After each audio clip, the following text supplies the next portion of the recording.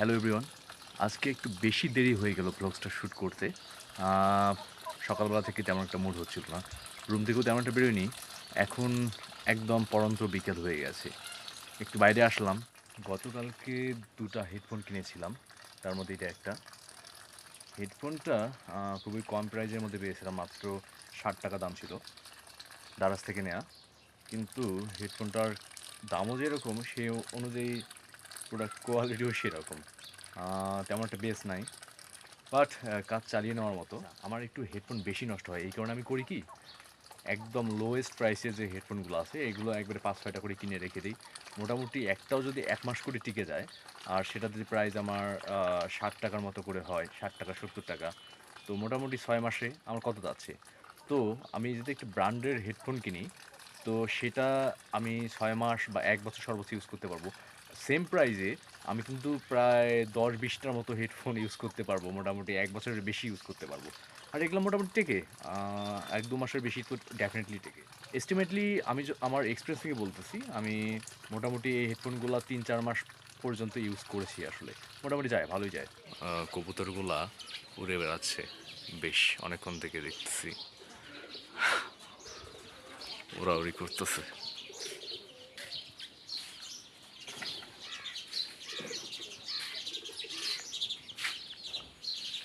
বাচ্চা হয়েছে কতগুলা। আমাদের বড়ই গাছ অনেক বেশি বড়ই ধরছে।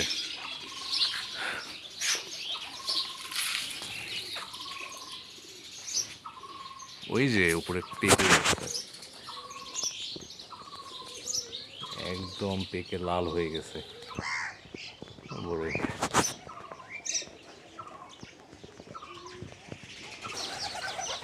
এইদিকেও অনেক বড়ই,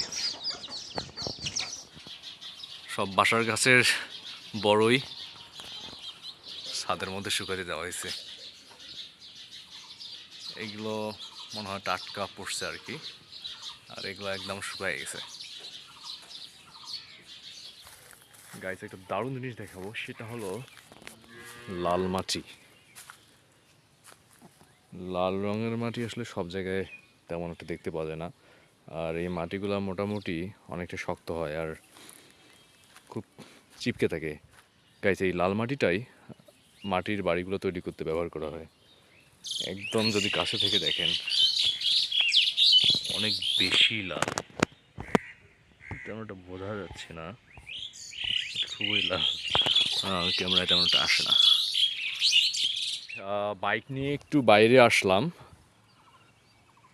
একটু বাজারের ওদিকে যাব আর কি, ইফতারি কেনার জন্য। ইফতারি কিনে একটু ঘুরতে যাব সাইডে। গাইস, এখন আমি আপনাদেরকে একটা নতুন রাস্তা দেখাবো, জাস্ট লুক, একবার দেখেন রাস্তাটা। বাইক চালিয়ে চালিয়ে রাস্তাটা আপনাদেরকে দেখাবো, জাস্ট ওয়েট। অসাধারণ একটা রাস্তা, ভালো করে লক্ষ্য করবেন এই রাস্তার আশেপাশেই বাসাবাড়ি খুবই কম। ভালো করে যদি খেয়াল করেন আপনারা, রাস্তাটাও একদম নতুন। রাস্তাটা নতুন না, রাস্তাটা অনেক পুরনো, নতুন করে জাস্ট রিপেয়ার করা হয়েছে। ও হো হো,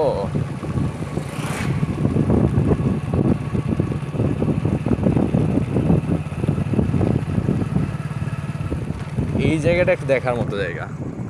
এইখানে আশেপাশে কিন্তু কোনো বাড়িঘর নেই, কোনো বাড়িঘর নাই, আর রাত্রিবেলা এই জায়গায় আসাটা খুবই রিস্কি হয়ে যায়।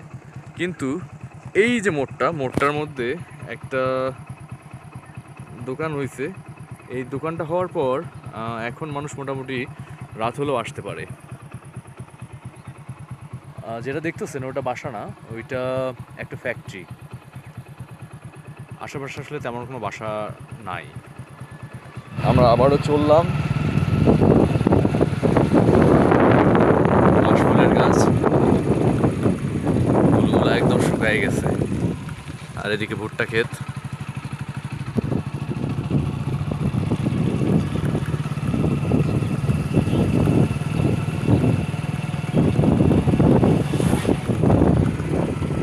সামনে একটা কালভার্টে একটু বসবো।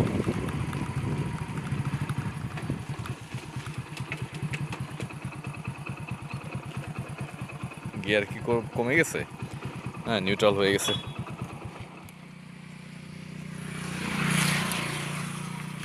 একবার চারপাশটা দেখেন।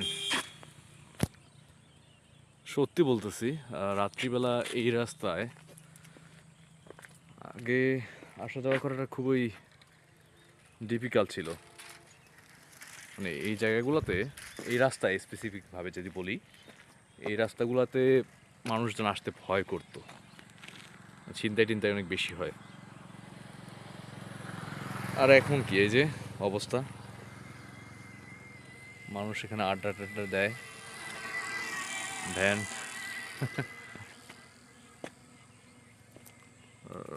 কলা ধরছে। আচ্ছা, একটা জিনিস হয়তো আপনারা খেয়াল করেছেন, রাস্তার আশেপাশে তেমন কোনো বাড়িঘর নাই। আর এইটা হওয়ার কারণে এই জায়গার মানুষরা যখন শহর থেকে রাত ৮টা ৯টা বা 10টার দিকে বাসায় ফিরতে চায়, তখন খুব একটা রিক্সা, অটো, ভ্যান যেটাই হোক, সেটা খুব সচরাচর তারা পায় না। কারণ রাস্তার আশেপাশে যেহেতু বাড়িঘর নাই, সো মানুষ অতটা কমফোর্ট ফিল করে না ওই সময়টা বাইরে বেরোতে। তো সেই সময় আপনি যত টাকাই অফার করেন না কেন, এত সহজে তারা আসলে আপনাকে নিয়ে আপনার গন্তব্যস্থলে সহজে আসতে চাবে না। আসলে গ্রামে বাসাবাড়ি হওয়ার একটা ভালো দিক, খারাপ দিক দুটাই আছে। ভালো দিক হলো যে শান্তি করে ঘুমাতে পারবেন। এখানে একটা নির্ভেজাল লাইফ, এবং খাবার দাবার বলেন বা যাই বলেন সব কিছু একদম নিট অ্যান্ড ক্লিন। বাট অন্যদিকে কিছু অসুবিধা তো ডেফিনেটলি আছে। তার মধ্যে যোগাযোগ ব্যবস্থা অন্যতম। এই যোগাযোগ ব্যবস্থার কারণে আপনি একটু রাত হয়ে গেলে আপনার এমার্জেন্সিতে সহজে কোনো গাড়ি ঘোড়া পাবেন না। সহজে হাতের নাগালে কোনো জিনিস পাবেন না। ওই আপনাকে কোনো কিছু লাগলে, এমার্জেন্সি কোনো জিনিসই লাগে, আপনাকে আবার শহরে যেতে হবে। আর শহরে যেতে গেলে কী লাগবে? আপনার এমার্জেন্সি কোনো বাহন লাগবে। পার্সোনাল যদি বাইক না থাকে তাহলে খুবই ডিফিকাল্ট। আচ্ছা, একটা জিনিস শেয়ার করতে চাই আপনাদের সাথে। সত্যি বলতে কি, আমি এখন যেহেতু গ্রামে আছি, তো গ্রামে থাকার কারণে আমার নর্মালি বাইরে এসে ব্লগ করতে তেমন কোনো প্রবলেম হচ্ছে না। মানুষজন তো একদমই নাই, বিষয়টা এরকম না। আমি এখানে দাঁড়ানো অবস্থায় যখন ব্লগ করতেছিলাম, অনেক মানুষ যাওয়া আসা করতেছিল। বাট সমস্যাটা হলো, কয়েকদিন পরে তো আবার আমি শহরে চলে যাব আর কি।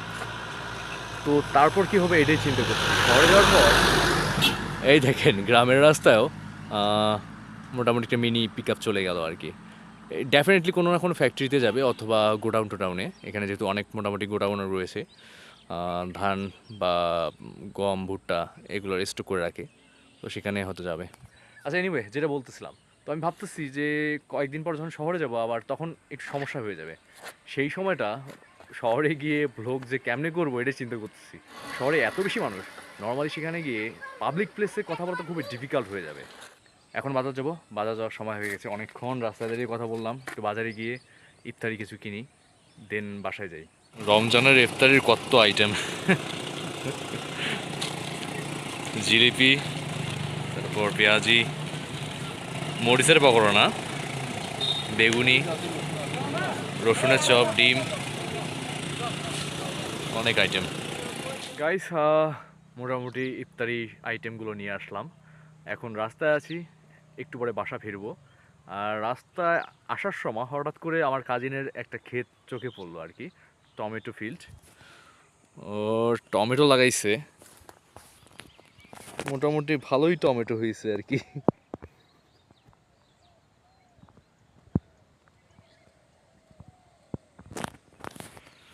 ওইদিকে ভুট্টা লাগাইছে, আর এক সাইডে আর কি টমেটো আইটেম।